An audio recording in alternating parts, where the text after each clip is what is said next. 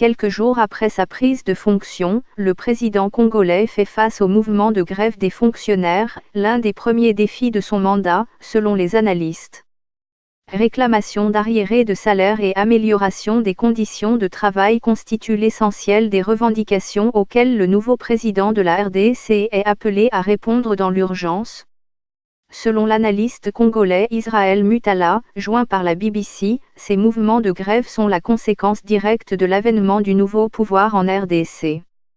Les grèves sont également interprétées comme une invitation faite au président Tshisekedi de remplacer certains responsables des entreprises publiques nommés par son prédécesseur, Joseph Kabila.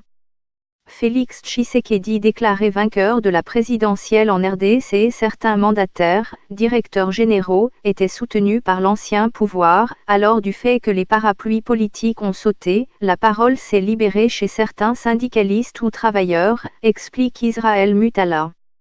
Ces travailleurs veulent maintenant pousser vers la sortie certains mandataires jugés incompétents ou véreux. C'est le renouveau au sommet de l'État qui appelle cette nouvelle fraîcheur au niveau des institutions, ajoute l'analyste congolais.